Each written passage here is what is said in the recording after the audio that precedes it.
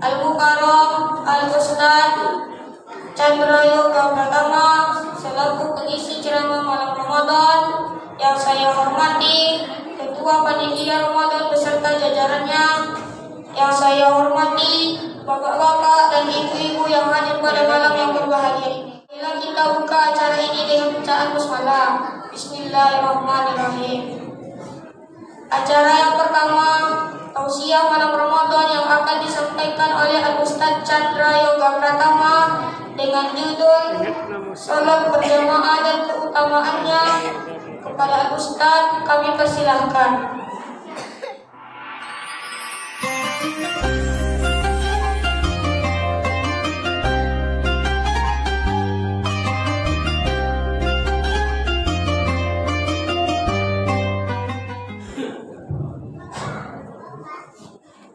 Bismillahirrahmanirrahim. Assalamualaikum warahmatullahi wabarakatuh.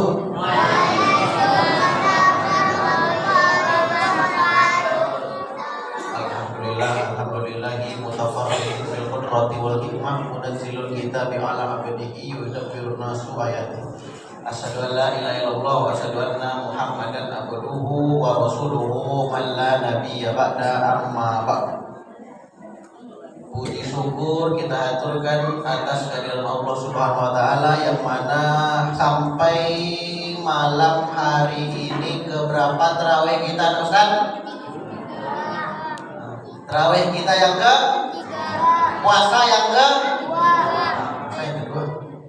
Ada yang puasa ketiga juga kalau Muhammadiyah.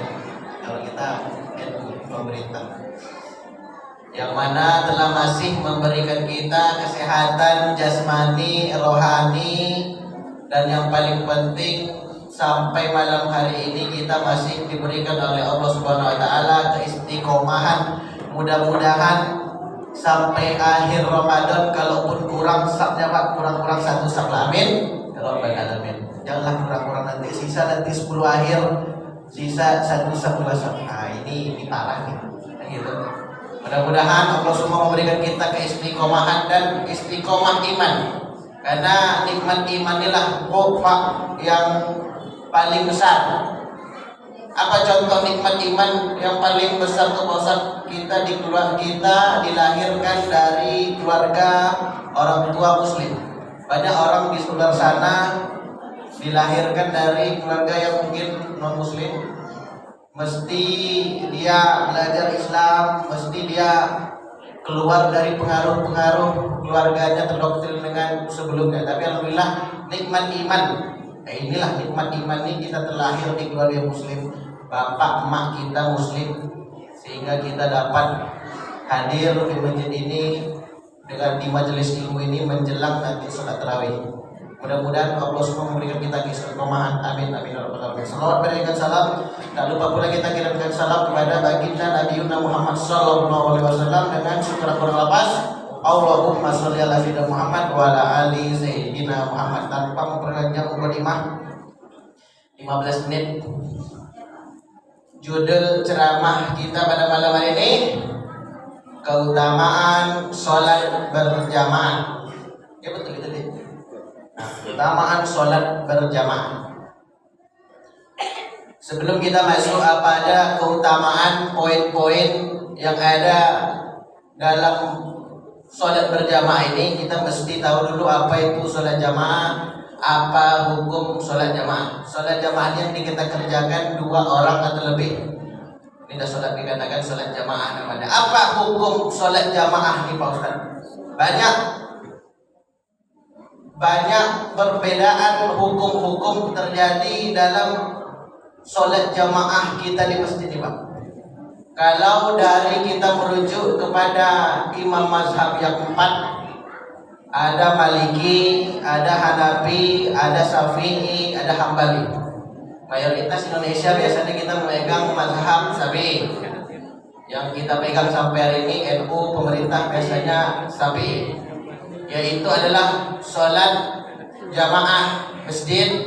Di masjid kita Jamiatul Rahmah ini berkata Imam Syafi'i itu adalah sunnatun muakkadah, sunnah yang dikuatkan. Artinya ini hampir sedikit lagi wajib.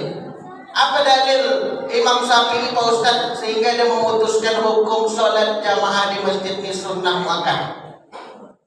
Apa dalil? Yaitu adalah dari hadis Nabi Muhammad SAW. Iza sholat ar-rajul, apabila sholat seorang laki-laki fisuk fi baitihi wa fisuk di rumahnya atau di pasar. Suk ini bisa dilihat di pasar, bisa di kantor. Mungkin bapak kerja di bank mungkin atau di perkantoran pemerintahan ada kantor, tidak di masjid namanya, tapi di perkantoran. Sholat berjamaah di situ, maka Allah berikan kita lipat gandakan pahala kita dibanding kita sholat sendiri itu 20 khomsa wa isrina dofan, 25 kali lipat level perbedaannya dibanding kita sholat fardhu, sholat sendiri. Nah ini perbedaan tadi. Jadi ini dalil yang mengapa Imam Syafi'i mengambil sholat jamaah di masjid ini hukumnya sunnah muakkad. Apa perbedaannya mengapa sunnah muakkad Ustaz? Karena kalau sholat sendiri ya pahalanya 1, kalau sholat jamaah pahalanya 25. Makanya perbedaannya ada di segi banyaknya pahala. Nah ini mengapa Imam Syafi'i mengambil hukumnya sunnah muakkad. Adapun guru-guru Imam Syafi'i seperti Malik, Hanafi, lalu ada muridnya lagi Imam Syafi'i Hambali, itu hukum dari sholat jamaah di masjid itu Pak wajib. Kenapa tuh Ustaz? Apa dalil? Dari kalau yang bertiga nih, dalilnya itu adalah dari hadis Nabi Muhammad SAW, yang mana ketika itu Nabi Muhammad sedang bercerita kepada sahabat. Ada tak kira-kira yang bisa menggantikan aku imam, kata Nabi dalam hadis tersebut bunyinya. Seandainya ada yang bisa menggantikan saya imam, saya ingin membawa obor api. Saya pergi keliling Madinah, saya bawa api ini, saya bakar rumah-rumah laki-laki yang tak mau pergi ke masjid. Nah ini kan indikasinya artinya apa? Artinya indikasinya kalau udah indikasi bahasa dalilnya Allah laknat kamu, Allah masukkan kamu ke neraka, Allah laknat kamu dan segala macamnya bahasa-bahasa indikasi musibah. Seperti tadi Nabi bakar rumah laki-laki yang tak mau sholat masjid. Ini kan artinya dosa besar sebenarnya. Yang bagi laki-laki, kalau bagi perempuan sebenarnya boleh, tapi dihancurkan sebenarnya hanya di rumah saja. Nah, maka oleh karena itu dari Maliki, Hanafi dan muridnya Imam Syafi'i itu mengambil dalil dari hadis ini, hukum sholat jamaah bagi laki-laki itu wajib. Tapi kita tak bisa mengambil pendapat hanya karena berdasarkan, makanya Islam itu banyak perbedaan. Jadi kita menghargai perbedaan tersebut tanpa memunculkan lain. Imam Syafi'i dengan dalil tadi, makanya Indonesia kita kebanyakan Syafi'i karena Syafi'inya agak longgar-longgar sedikit, tapi ada dalil berdasarkan dalil semua. Nah, maka oleh karena itu hukum sholat jamaah sunnah muakkad. Tapi kalau dari Ustaz, apa pandangan Ustaz? Ya, kalau dari saya, wallahu a'lam bishawab. Sebenarnya lebih mendekati sebenarnya apa sulitnya kita ke masjid? Kan begitu. Ke masjid lah. Karena masjid inilah sholat tempat yang Nabi anjurkan, bahkan Nabi kalau bisa katakan kalau tak ke masjid bakar rumah. Artinya ini indikasinya keras larang ada waktu. Maka kalau bisa sempatkan waktu kita ke masjid.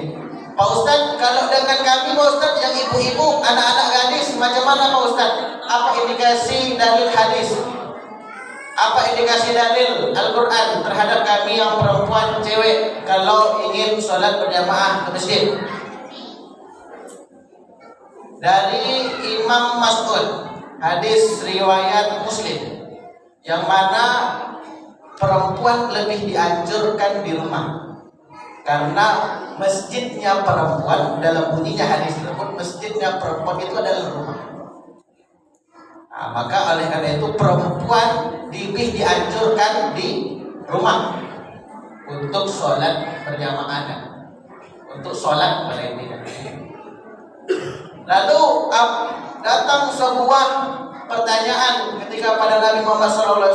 Ada ibu-ibu bertanya, apabila kami ingin ya Rasul sholat ke masjid, ingin berimam juga ke masjid, apakah boleh ya Rasul? Boleh, asal kamu sudah minta izin dengan suami. Kalau dengan anak-anak Ustaz yang cewek udah izin dengan ayah bapak kamu. Maka indikasi dari ibu-ibu yang perempuan untuk sholat berjamaah di masjid, hukumnya dari jumhur ulama itu lebih kepada boleh ditinggalkan, boleh dilakukan, tapi lebih dianjurkan di rumah. Tapi bukan berarti nanti sudah nih bubarlah kita Pak Ustaz, saya ini sudah dengar ceramah Pak Ustaz nih di rumah. Bukan berarti. Tapi kan boleh di masjid, tapi lebih dianjurkan di rumah untuk sholat berjamaah. Ini dari segi hukum. Tadi banyak dari Imam Syafi'i sunnah muakkad, dari 3 imam mazhab lain itu wajib dengan dalilnya masing-masing. Jadi kita boleh memegang apapun, boleh kita berpihak kepada Imam Syafi'i kan berdasarkan mazhab yang 4 tadi. Adapun keutamaan yang kita dapati dari sholat berjamaah, yaitu adalah yang pertama nih anak-anak Ustaz. Ini dengarkan Ustaz lupa pula nih. Ini ada kuis. Nih dengarkan Ustaz akan bagi 5 poin keutamaan sholat berjamaah. Ya, ada kuis untuk anak Ustaz, cewek 1, cowok 1. Dengarkan. Ini kalau tak dengarkan nanti tak Ustaz tanda tangan nanti buku ya. Yang pertama itu adalah keutamaan sholat berjamaah di masjid, yaitu adalah Allah lipat gandakan pahalanya 25 kali lipat, seperti Ustaz sampaikan tadi. Apa dalil? Itu sholat ar-rajul, ya, apabila sholat seorang laki-laki fil jamaah, pada jamaah, fi baitihi, di rumahnya atau pada pasar atau pada perkantorannya, khamsa wa sab'ina dhafan, 25 kali lipat. Ada kisah Pak tentang hadis ini. Apa kisah itu Pak Ustaz dari dalil ini? Jadi ada sahabat Nabi yang tertinggal sholat berjamaah. Tidak ada yang mau diajak untuk sholat berjamaah sama dia. Tertinggal dia sholat berjamaah. Akhirnya dia lakukan ketika itu kejadiannya tertinggal sholat zuhur. Akhirnya dia lakukanlah zuhur itu sebanyak 25 kali. 25 kali Pak. Itu sahabat Nabi. Dan lakukan zuhur itu sebanyak 25 kali untuk biar menyamakan pahalanya. Tadi kan dia tinggal jamaah, mau diajaknya sahabat-sahabat lain tapi tak ada yang bisa diajak jamaah. Hanya dia lakukan 25 kali. Setelah dia lakukan 25 kali, letih, capek, tidur siang. Dia bermimpi, ketika mimpi itu dia mengendarai kuda. Sahabat tadi yang sholat 25 kali tadi untuk menyamakan pahala ini dengan orang sholat berjamaah. Dia lihat dia pakai kuda, tapi ketika dia pakai kuda lewatlah orang-orang lain lebih kencang kuda daripada dia. Yang mana ketika dia mimpi ini, dia tanyakan mimpi tersebut dengan Rasul SAW. Apa maksud dari mimpi aku di Rasul? Maksudnya adalah walaupun kamu kerjakan sholat sendiri kamu zuhur 25 kali, tapi pahalanya tetap lebih afdol orang yang sholat jamaah sekali tapi berjamaah. Ini Pak Ustaz tadi indikasi walaupun dia lakukan 25 kali untuk menyamakan tadi hadis tadi kata Rasul 25 kali lipat pahalanya dibanding sholat sendiri. Walaupun kita kerja 25 kali tapi tak sama, tetap lebih tinggi yang 25 yang sekali kita lakukan berjamaah. Ini yang pertama tadi, Allah berikan kita lipat gandakan pahala, apalagi ini di bulan Ramadan 25 kali. Berapa? Maka ini bulan Ramadan berkali-kali lagi, yang tak kita kali berhingga-hingga. Yang kedua, yang pertama tadi apa Ustaz? Apa ganjaran tadi untuk orang yang sholat berjamaah? Allah lipat gandakan pahalanya. Ini tak dapat nanti ini amplop. Parah nih. Ya, dengarkan nanti Ustaz tanya nanti tak dapat nanti. Catat ya. Anak Ustaz yang cewek juga. Yang kedua, Allah ampunkan baginya dosa. Allah ampunkan dosa. Apa dalil Pak Ustaz? Iza tawaddo'a ar-rajul, apabila berwudu seorang laki-laki, summas fa'al wudu, dan kemudian dia sempurnakan wudunya, summa masa ilal masjid, kemudian pergi ke masjid untuk melaksanakan sholat. Ketika dia baru pengen pergi, itu sudah Allah ghafara takut dan min zambi, sudah Allah ampunkan dosa baginya. Sudah Allah ampunkan baginya dosa. Kita baru wudhu di rumah, sempurna wudhu kita niat baru niat, belum pergi, belum sampai lagi di masjid, tapi ada rahmah kita ini. Itu sudah Allah ampunkan dosa bagi kita. Tapi nanti ibu akal-akali, ada celah nih, saya besok niat aja lah pergi ke masjid, udah diampunkan kok. Enggak ya? Besok kata bapak kan, kata Pak Ustadz niat aja udah diampunkan dosanya. Nah, tetap harus pergi ke masjid. Tapi kalau kita sudah, kapan diampunkan dosanya Pak Ustadz? Ketika kita sudah melaksanakan sholat tersebut. Tapi ketika kita jalan saja udah diampunkan dosa. Tapi bukan hanya niat, tapi kita kerjakan gitu. Ini kita diampunkan dosa oleh Allah Subhanahu wa taala. Yang ketiga, Allah berikan janji. Ini yang paling hebatnya di sini, Bu. Iza sholatan, apabila sholat seseorang arba'ina yauman fil jamaah, apabila orang melaksanakan sholat 40 hari berturut-turut dalam keadaan fil jamaah, dalam keadaan berjamaah. Apa kata hadis tersebut? Dalam hadis Muslim tersebut, Allah janjikan bagi dia barokatani, 2 pembebasan. Apa pembebasan yang pertama? Barokatani finnar, barokatani minan nar. Allah bebaskan baginya dari api neraka. Wa barokatani minan nafiq, dan Allah bebaskan baginya itu dari sifat-sifat kemunafikan. Apabila dia berkata, dia bohong. Apabila dia janji, dia ingkar. Apabila dia amanah, dia dustai. Allah hilangkan, Allah jauhkan dari dia sifat kemunafikan. 40 hari berturut-turut berjamaah, dan harus wayudrikul takbiratul ula, dan harus dapat takbir yang pertama. Ini Pak ya, ini kuncinya. Pak Ustadz, bagaimana kita dipastikan oleh Rasul, dijanjikan oleh Allah tak masuk neraka? 40 hari sholat berjamaah itu Pak ya, artinya sholat fardu, subuh, zuhur, asar, maghrib, isya, subuh, zuhur, dan kita dapati takbiratul ihram pertama imam. Dapat nama kita takbiratul ihram pertama imam 5 kali selama 40 hari.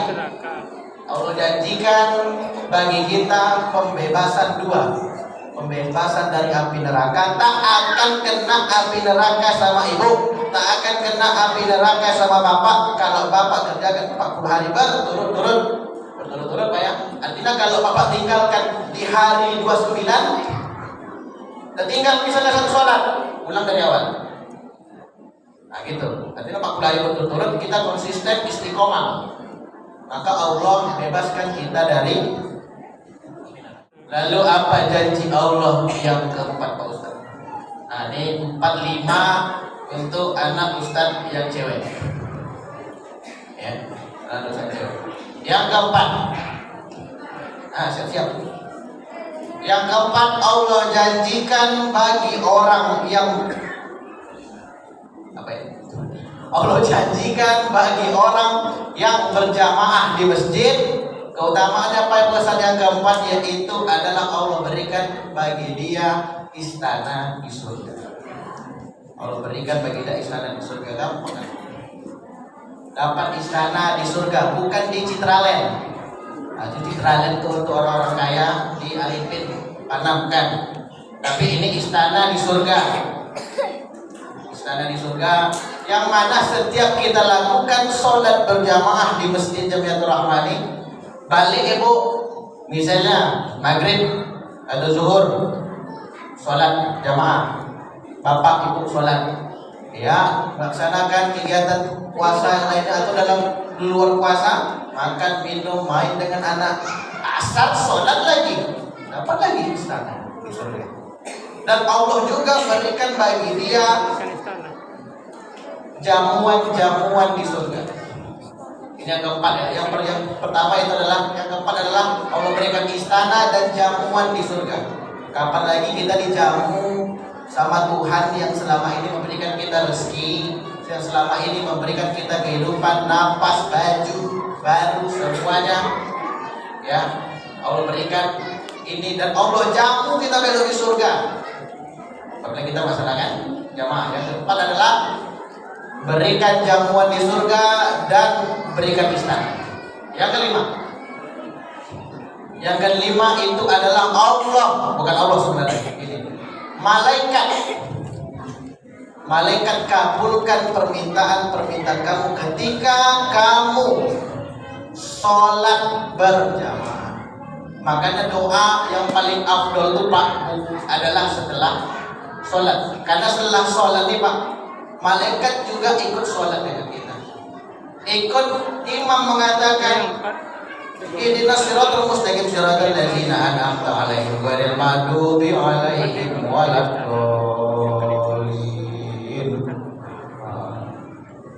Juga ikut mengaminkan apa yang kita hajatkan selama ini. Allah malaikat aminkan. Bahkan ini malaikat ini bukan makhluk sembarang, makhluk yang taat kepada Allah, tak berbuat, tak ada satu dosa pun. Ini makhluk taat, udah kayak robot aja. Kalau saya bilang malaikat nih, apa Allah perintahkan? Kamu sujud, ya sujud. Sampai Allah perintahkan tegak, baru dia tegak. Itulah malaikat. Karena dia tak punya hawa nafsu macam kita. Tapi kalau kita kan diperintahkan Allah sholat, ya kamu, aduh ya Allah capek nih, segala macam banyak alasan kita. Ini malaikat kita. Makanya malaikat kalau tak boleh kita remehkan dengan doa malaikat. Ya apapun yang malaikat aminkan, maka insya Allah akan dijawab oleh Allah Subhanahu Wa Taala. Oke, oke dah. Yang keempat apa? Bangunkan istana. Dan dibangunkan baginya istana di surga dan dijamu oleh Allah Subhanahu Wa Taala. Yang kelima, Allah, ya, malaikat ijabah, malaikat bantu aminkan doa-doa dari kita. Bukan Allah ya, Allah pasti ijabah. Tapi kalau kita yang penuh dosa nih, tanpa bantuan malaikat untuk mengajarkan doa-doa kita kan payah. Oke.